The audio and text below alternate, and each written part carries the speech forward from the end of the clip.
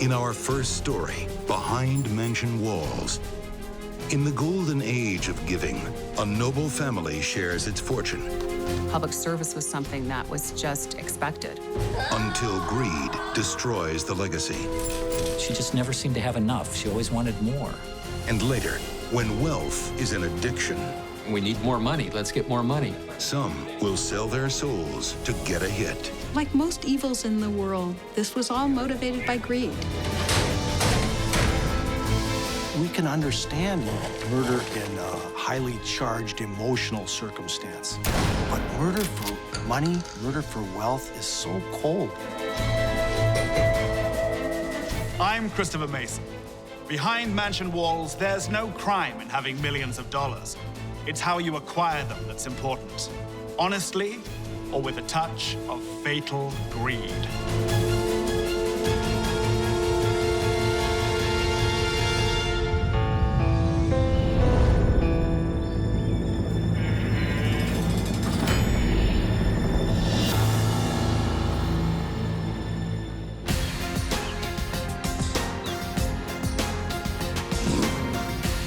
Modern America, where the rich get richer and the poor get subprime loans.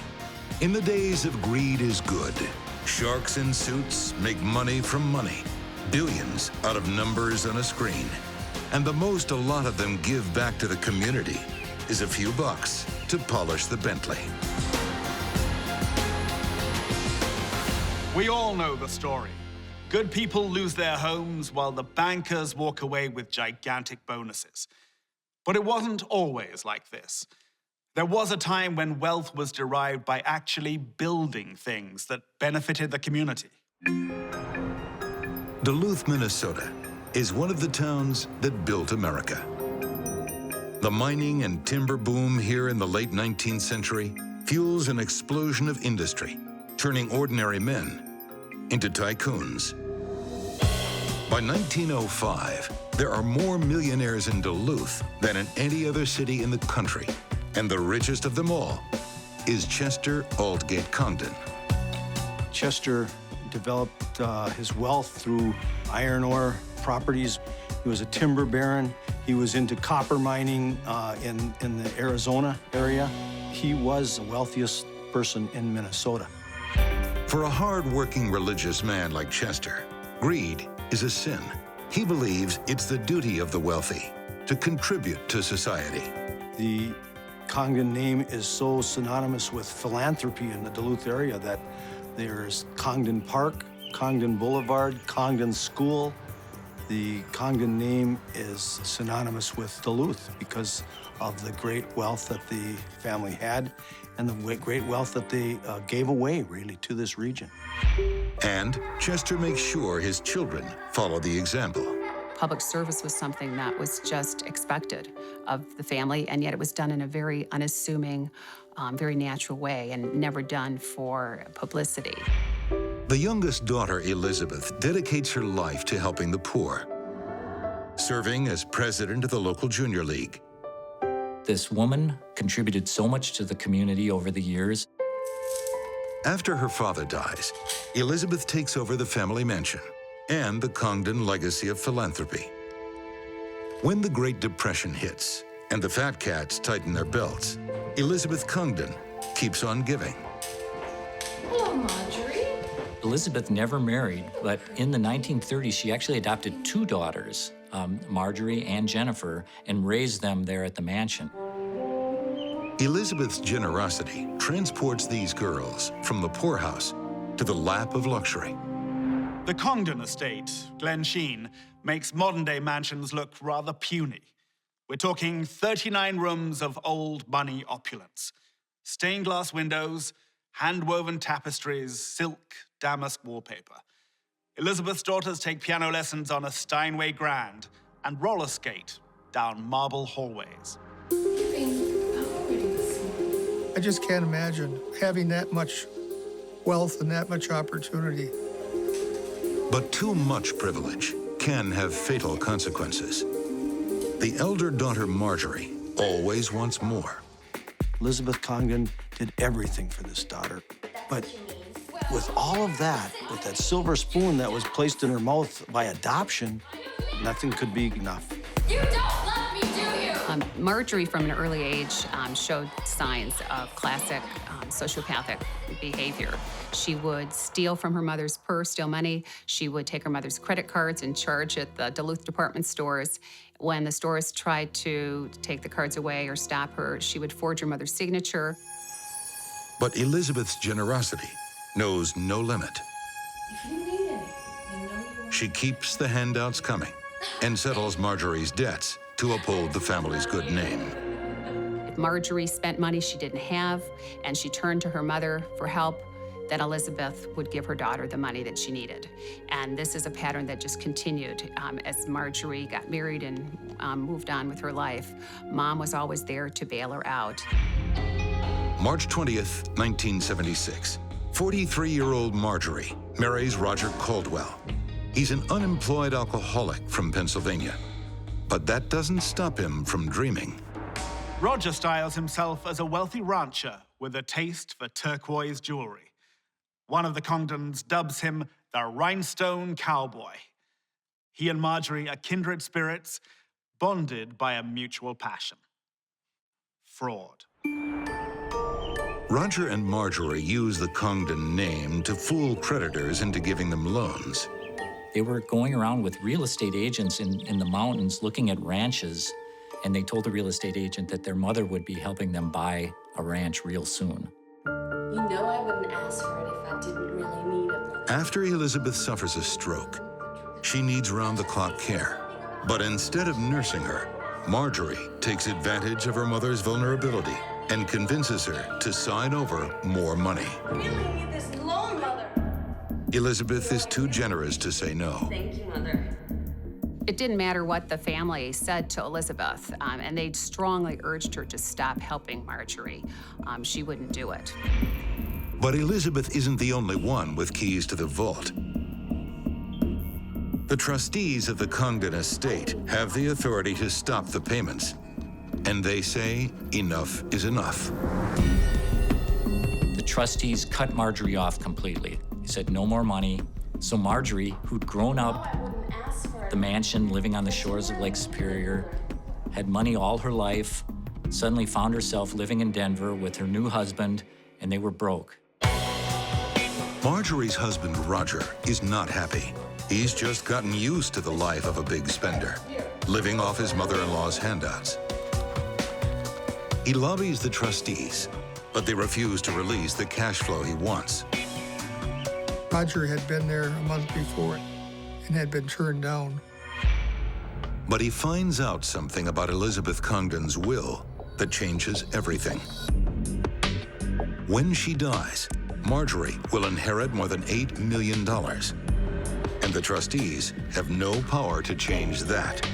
Elizabeth was the last surviving child of Chester Congdon, and so she was worth tens of millions of dollars.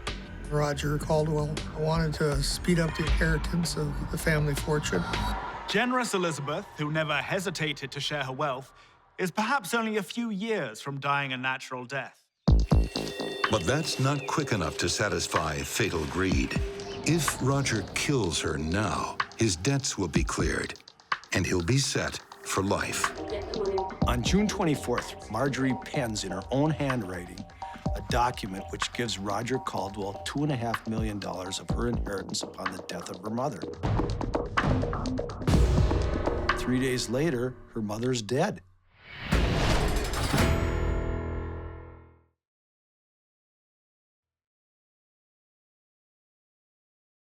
Lurking in the private woodlands of the Congdon family estate in Duluth, Minnesota, is a man consumed by fatal greed. He was watching the mansion for the lights to go out. Roger Caldwell wants to fast-track his wife Marjorie's inheritance to cover their massive debts and set them up for a life of luxury. It was nothing more than greed and not being willing to wait for the inheritance that set things in motion. To get the payout, he's willing to murder his helpless mother-in-law, Elizabeth Congdon, who spent her life helping the needy. She's 83 years old and partially paralyzed.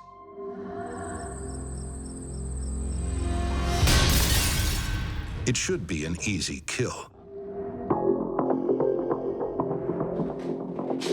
But there's one thing Roger hasn't thought of. Someone else is in the mansion that night. Velma Pietola was the nurse on duty that night, and she heard something out on the stairway and went with a flashlight to investigate. There was a battle on that staircase. Roger knocks the nurse down, but it's not over yet. He heard the nurse still moaning and crying, so he took a candlestick holder from the top of the stairs and went back and finished her off.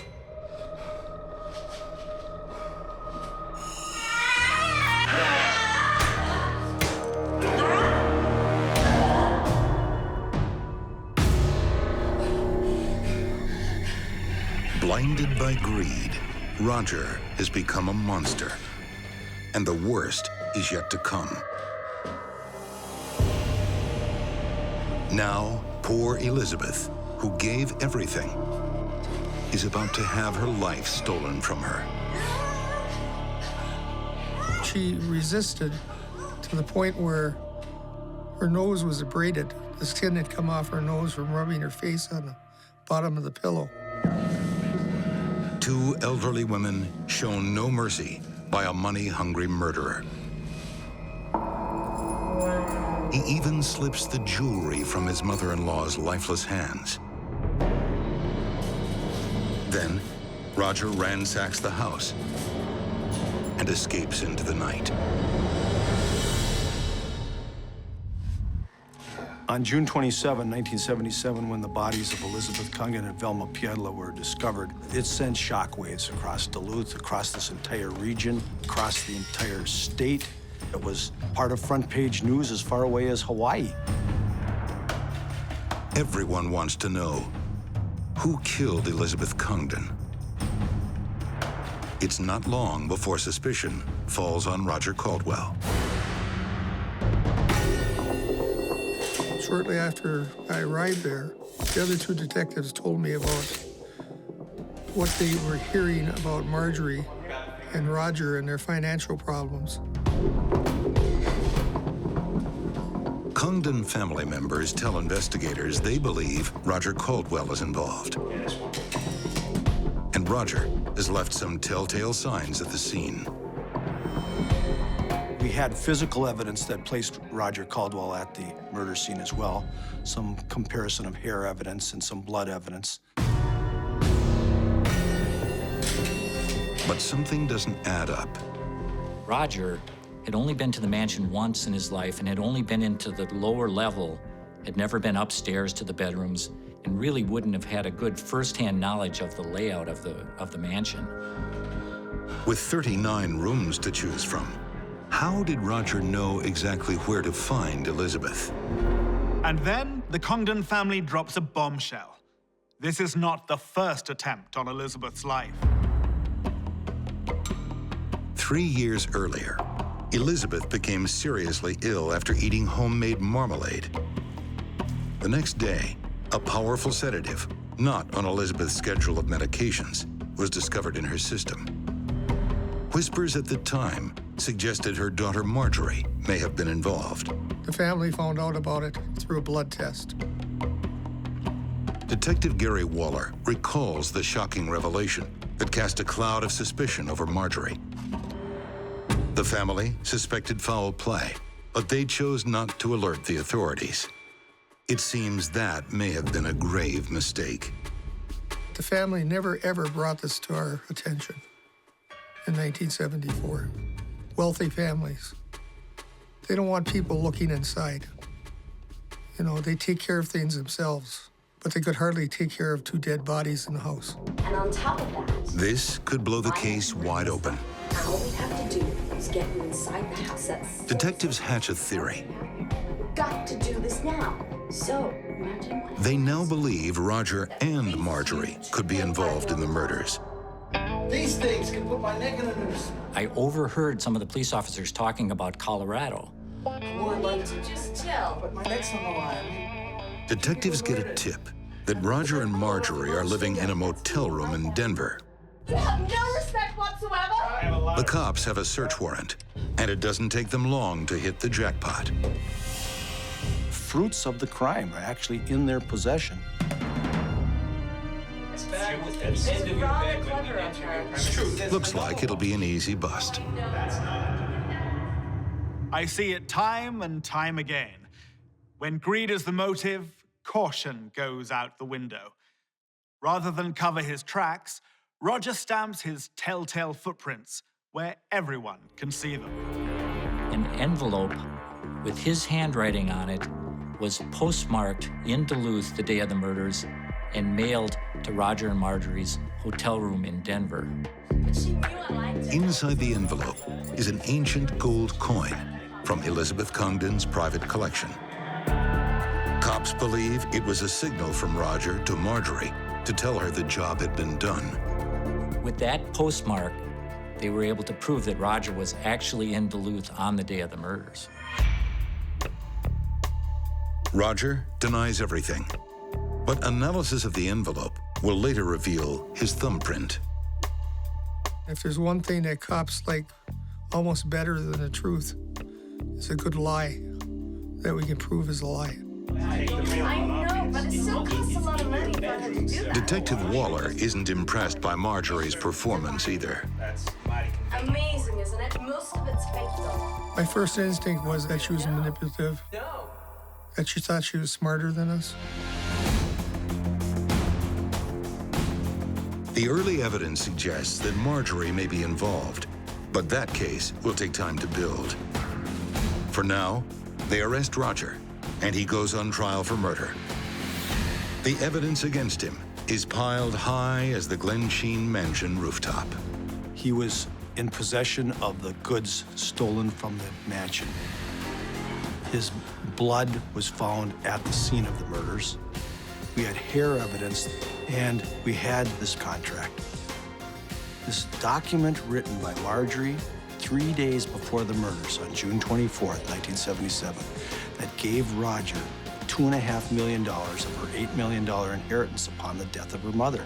And they both signed off on it. It's a contract. July 10th, 1978.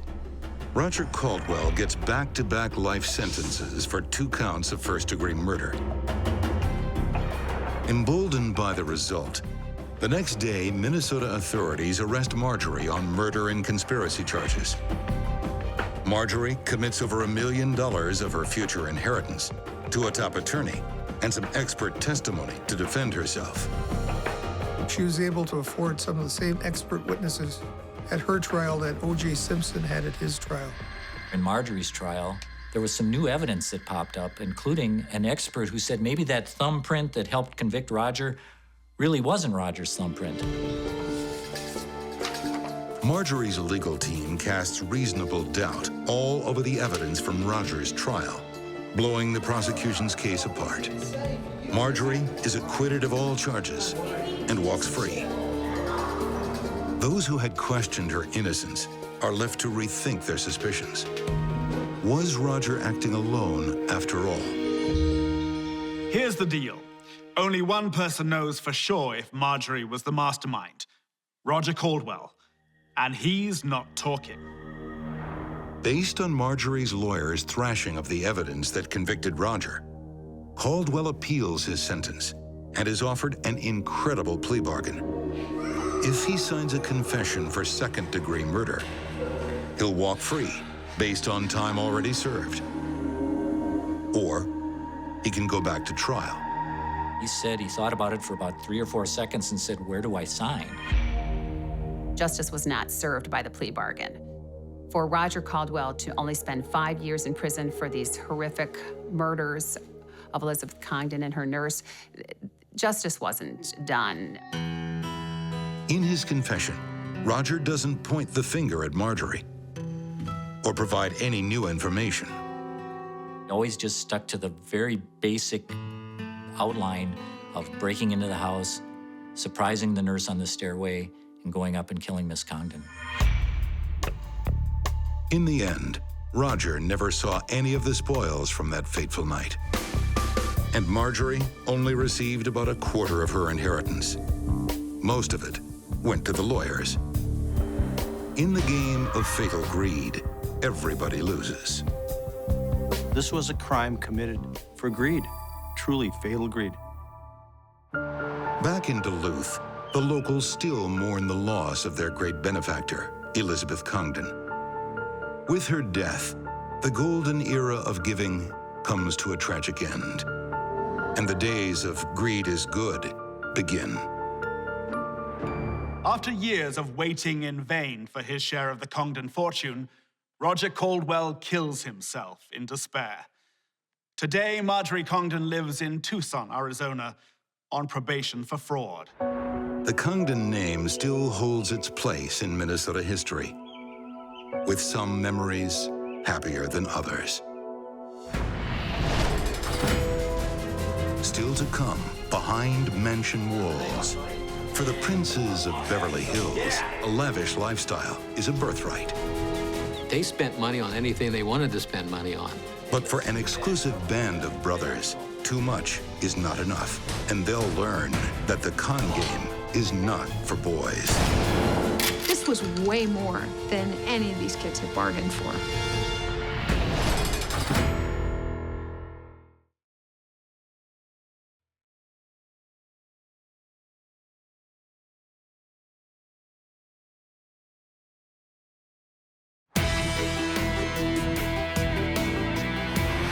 Welcome to Hollywood, where dreams come true. You can reinvent yourself in this town. Just ask Joe Hunt. His name used to be Joe Gamsky, but he changed it to Hunt because that name has a rich lineage. The Hunt family of Texas is one of the wealthiest oil dynasties in history. The perfect profile for the kind of guy Joe Hunt wants to become. A billionaire. Joe Hunt went to Harvard Boys School, and his parents did not have any money. He saw all this wealth there, and of course, the first thing that he was thinking of is the wealth and how he was amongst the wealth and wanted to be part of the wealth. Joe's real family doesn't have an oil fortune. Luckily, he's a gifted student and has his tuition paid through a scholarship. But his humble roots make him an outcast at the exclusive Harvard School for Boys. Joe was a scholarship kid surrounded by rich kids. And I think that shaped him a lot, that sense of being both the smartest kid in the room and the poorest kid in the room. He definitely thought that he deserved everything that they had, money, and he was going to do no matter what he had to do to accomplish that.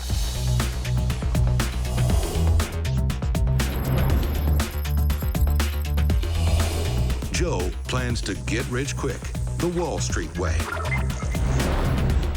So he races through a business degree, then heads to Chicago and works as a commodities trader, buying and selling bulk goods on the international market. After a year, he thinks he's Gordon Gekko and decides to start his own company. But first, he needs money. He thought that if he just had money, he was smarter than anybody else. He could go put it into the commodities market, and because he was smarter than anybody else, he would succeed. Then, Joe has a revelation. His Silver Spoon schoolmates could connect him to the startup cash he needs. The idea was really to bring a bunch of kids with a lot of good contacts, affluent parents, affluent friends, to attract investors. Back in Beverly Hills, he tracks down popular former classmate Dean Carney and lays on the sales pitch. Joe Hunt said that he was doing trades on the Chicago Mercantile and was bragging about all that he had done. Dean is impressed and agrees to help Joe with the venture. He'll round up some wealthy Harvard School boys, and Joe will deliver the spiel. With his mastery of commodities trading, he'll turn their trust funds into fortunes and make them partners in a new investment group he calls the Billionaire Boys Club, BBC for short. We're all about money, right? Yeah. All right, this is about money. Joe is a smooth-talking salesman, and he's found the perfect incentive for these idle sons of wealth. A lot of the kids in the BBC were kind of lost. They weren't quite sure what they were going to do next. And here was Joe saying, it's okay, you don't have to start at the bottom. We can all start at the top. And we'll be extremely wealthy without ever really having to work very hard for it. Joe plants the seed, and greed does the rest. The BBC boys think Joe will make them rich beyond their wildest dreams. Once he got the trust of these boys, he used it to his advantage. He would talk them into getting money from their parents, getting money from friends. I mean, he was getting all kinds of money.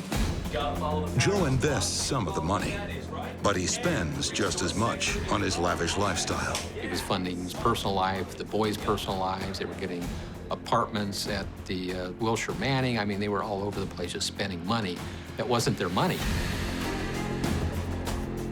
Meanwhile, Joe's trades aren't getting the huge returns he promised. In fact, he's losing money fast. But he knows how to fix that. He would doctor up the statements after each month, and it looked like they were doing very well with their investments. By faking the impressive returns, Joe maintains a steady flow of eager investors. Joe Hunt's School of Finance sounds more Bernie Madoff than Gordon Gekko. He's not only robbing Peter to pay Paul, he's robbing them both to pay himself. A classic Ponzi scheme. When people asked to get paid, he would pay by getting other people's money. He didn't hesitate to lie, to cheat. He continued to live in the style that he was becoming accustomed, without letting them know that really their money was just gone. Japan, I love Japan. And even when some folks get burned, Joe's smooth talk keeps their wallets wide open. Dean Carney's parents put $50,000 in and lost it, and Joe actually talked them into investing another $50,000 or so. I mean, that's how good he was. I'm happy, so you should be happy. Joe's tactics have placed him on a slippery slope, but he still thinks he can win big the Wall Street way, like a true player. He still believed at that point that if he just had enough money to put in the commodities market, he could make a killing. All right, whatever's necessary. Then, a golden opportunity knocks. Joe lands a whale of an investor in Beverly Hills big shot, Ron Levin. Levin is a notorious player, and he sees a lot of potential in Joe Hunt. I like your presentation. It's missing one thing. He lays down $5 million for Joe to invest as he pleases. I like that too. Hey, you okay with that figure? I love it, Ron. Awesome. Joe gets a chance to wipe out all his debts and make some real-life super profits for the Billionaire Boys Club. But he has no idea what he's getting himself into.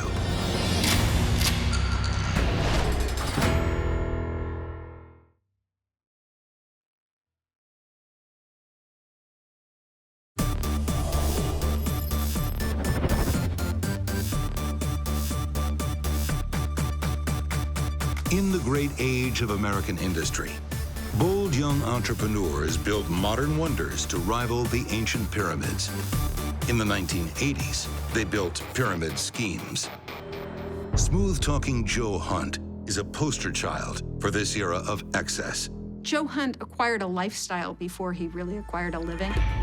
Joe thinks he's a Top Gun trader and that the commodities market is his private ATM. But so far, he's on a losing streak. Then, Beverly Hills player Ron Levin gives Joe a $5 million chance to prove himself. But there's a catch. Joe can only trade the money through Ron's personal brokerage account. Joe worked with the brokers there and invested the money in the commodities market. And he was getting these statements every month showing that he was making lots and lots of money. He was doubling and tripling this money, and Joe Hunt was just ecstatic. He was bragging to everybody about all this money that he was making. I know you know, but hey, let's get into it. At last, Joe is the runaway success he always knew he would be. The account statements show he's turned Ron's $5 million into almost 14. More than $8 million profit. For now, it's just numbers on a page. But that's not going to stop him spending. Big time. BBC company policy is buy now, pay later. He went out and bought motorcycles and went out to these big dinners and clothes and so on and so forth. And they had cars. I mean, they had nice cars. So it was just no limit to the money that they spent. They did a lot of celebrating. They lived very well during that period. But then things started to go south. Ron Levin kept not coming up with the money. Joe would say to him, "We've made all this money, half of it is mine. You get half, I get half. I want the money." And Ron kept saying, "Yes, soon, yes, soon." And this went on for weeks. There's something about Ron Levin that Joe should have thought of before making any deals. Ron Levin was one of the purest con men ever to live. His whole life was about conning other people. Yeah, I got your $5 million. Con Man 101, pop quiz. How do you get Louis Vuitton luggage for free? Well, this is how Ron Levin did it.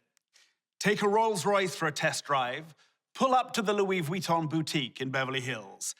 Tell them you'd like to see how many bags you can fit in the Rolls. Load it to the brim, and then drive off. If he had to give back everything that he'd gotten through scams, he wouldn't have anything. Ron has scammed Joe, but he hasn't done it for money. He's done it for fun. Ron Levin lived for amusement, and the BBC boys amused him. He thought of them as just kind of this temporary little amusement in his life. One night, alone at the office, Joe Hunt finally learns the truth. Ron can't pay him his cut of the $8 million in profits because they don't exist.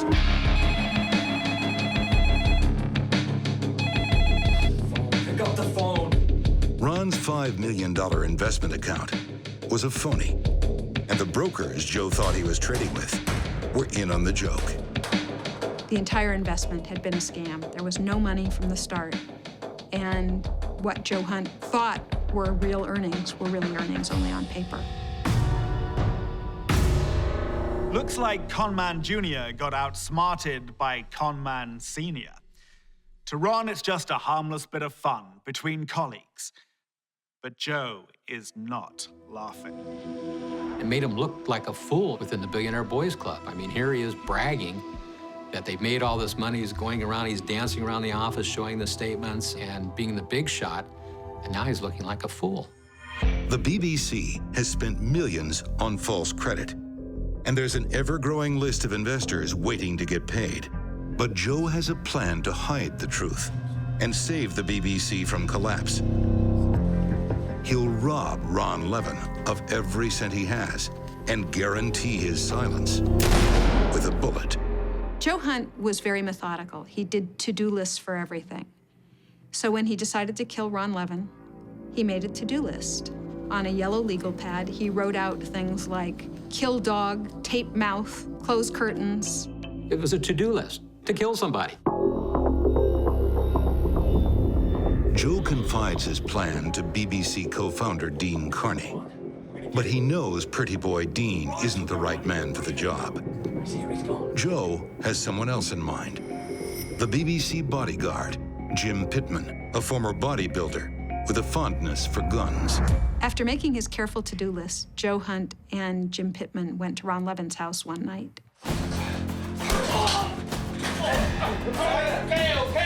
Okay. Put your signature right there. Ron barters for his life with all the money he has in an offshore account. They made Ron Levin sign a check for $1.5 million on a Swiss bank account because he had blank checks. But it's the last check Ron Levin will ever sign.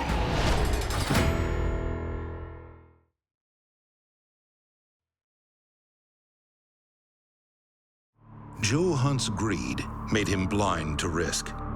He thought he was a player, but he got played by a notorious con man, Ron Levin. Joe should have seen the signs. Ron Levin bragged that he had scammed everything that he owned in life. Ron Levin pays with his life. The BBC gets a $1.5 million payout, or so they think. The boys head to Soledad Canyon, about an hour out of Los Angeles, to dump Levin's corpse.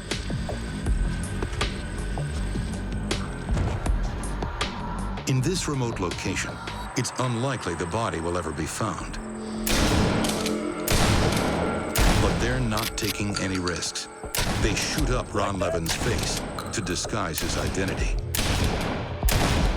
In the game of fatal greed, Joe Hunt has graduated with flying colors. At first, he conned investors into bankrolling his ambitions and his lifestyle. Then he lied and cheated to cover his debts. Now, he murders for money. Back in Beverly Hills, Joe Hunt tries to cash in his blood ransom. The $1.5 million should be just enough to keep the BBC afloat. The check that Ron Levin signed over to Joe Hunt for $1.5 million on a Swiss bank account, Joe thought was going to save them. But even from beyond the grave, trickster Ron Levin has one more surprise for the Billionaire Boys Club. There wasn't any money in that account. It was an account that Ron Levin had had because there was status in having a Swiss bank account. Joe Hunt is devastated and fresh out of ideas. With no money coming in, the BBC rank and file are losing faith. The whole BBC was on the verge of collapse. People were starting just not to believe in Joe Hunt anymore. Then, out of the blue, Joe gets a lifeline. A new BBC recruit, Reza Eslaminia, is eager to impress, and he says he knows a way to turn around the BBC's fortunes.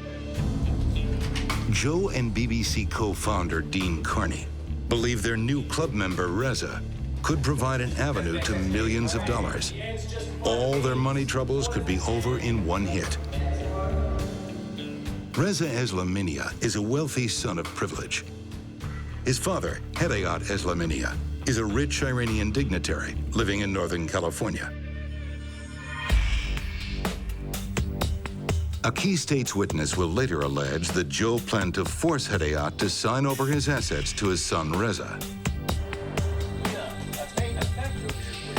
Reza promised that he would share this with the BBC, everyone would be happy. Everyone except Hedayat Eslaminia. The plan was to kidnap Hedayat Eslaminia and then torture him until he gave up his money. It's a desperate plan, but if they can just pull it off, they'll all be in the clear. Hunt believes Reza's father is worth $30 million. They put him in the back of a U-Haul van that they'd rented. They drove him down to Los Angeles, but halfway down, he died in the trunk before they'd gotten him to sign over anything to his son, before they'd managed to do anything. If two people hadn't died in gruesome circumstances, you'd call this a comedy of errors. Down here.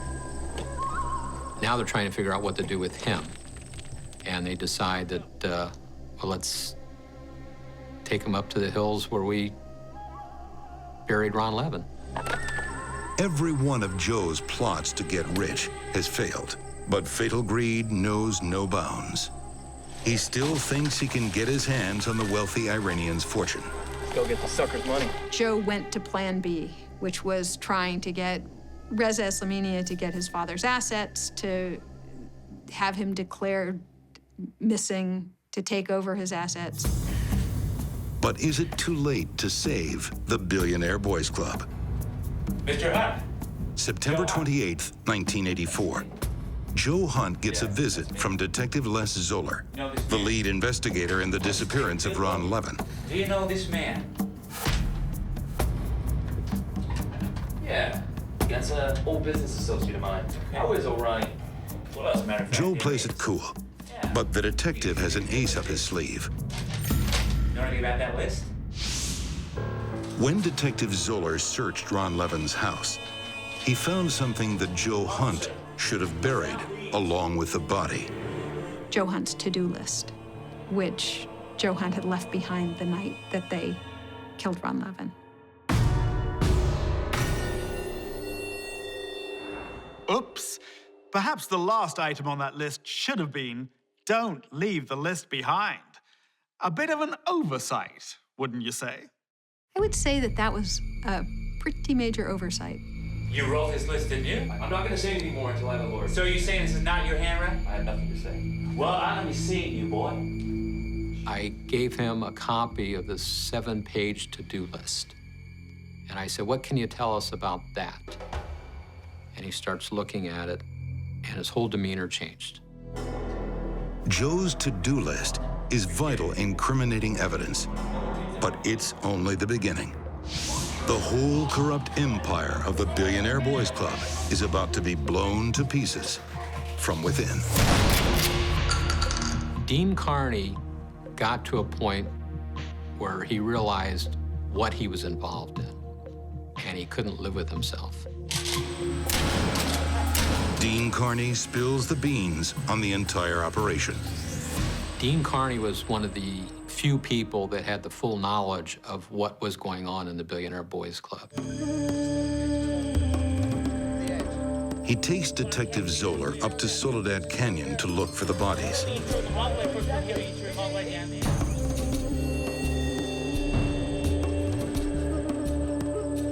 By the time they find Hedayat Eslaminia's remains, they've been ravaged by coyotes. Ron Levin's body is never found. The to-do list was probably the most important piece of physical evidence. Dean Carney's testimony was what drove the nail into Joe Hunt's coffin, though. Joe Hunt is convicted of the murder of Ron Levin and sentenced to life without parole. But his trial for the kidnapping and death of Hedayat Eslaminia is dismissed when the jury deadlocks. After 2 juries deadlock in Jim Pittman's trials, he takes a plea bargain for accessory after the fact to the murder of Ron Levin and gets 3.5 years in prison. Then, in a television interview after his release, he admits to the murder, knowing he can't be tried again because of double jeopardy. Dean Carney enters witness protection and is given a new identity. Joe Hunt wanted to be a billionaire. Then he racked up massive debts and became a murderer instead. But he still dreams of success. In Folsom Prison, California, Joe has reinvented himself yet again as an author of fantasy fiction. Perhaps in his stories, he's finally the billionaire he could never be in real life. Joe Hunt was a bright young man who could have made a good living if only he'd been willing to work for it. Marjorie Congdon was given everything by a loving benefactor, but it would never be enough. Standing between them and money was a dangerous place to be. Their lives were driven by fatal greed. Till next we meet, behind mansion walls, I'm Christopher Mason.